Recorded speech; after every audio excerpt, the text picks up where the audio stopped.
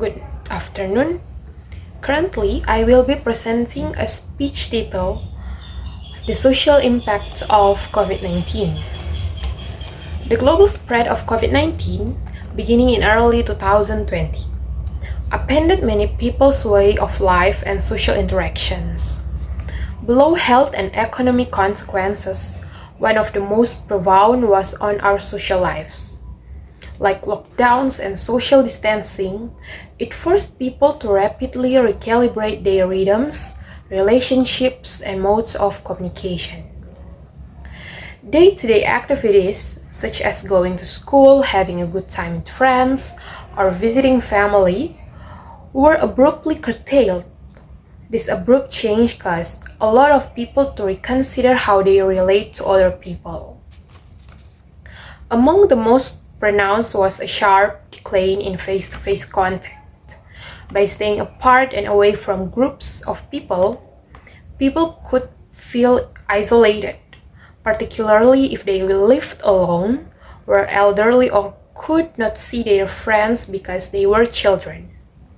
The absence of social interaction caused feelings of isolation and anxiety for many. Community festivals, congregational worship, and even basic social niceties like shaking hands or hugging were cast aside. The emotional became as much a reality as the physical distance.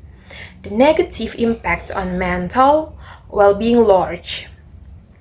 In its field of education, schools and universities have nothing else to do but change to online learning.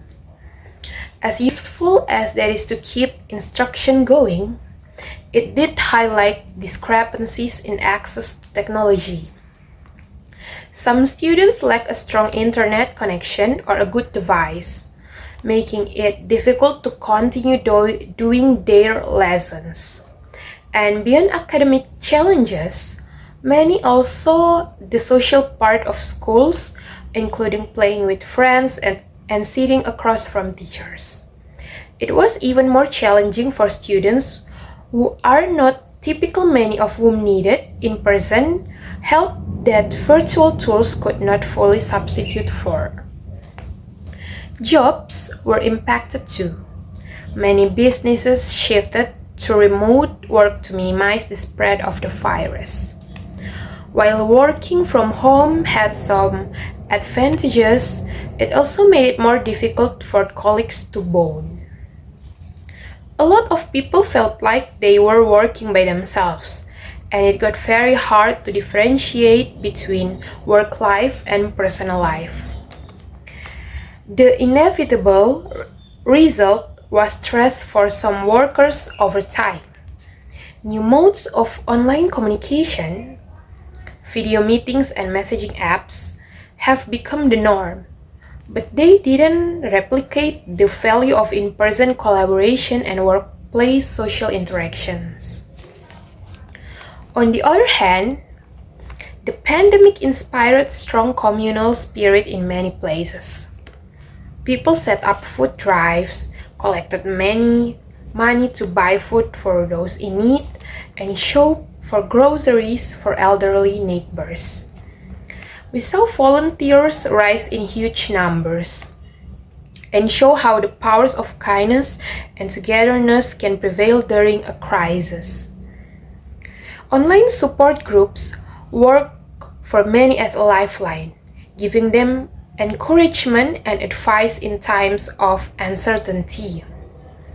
All of us working together as one huge team reminded us of the activities that unite us but have been largely on pause, despite having to be physically distant from one another. Unfortunately, the crisis also brought social stigma. Those who got COVID-19 were sometimes stigmatized or avoided, even after recovering.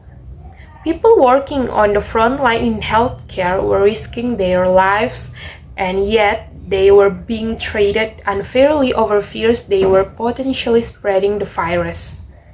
This fear and misinformation led to an environment of suspicion and division in some communities, further complicating recovery efforts. In one word, COVID-19 shaped human relations.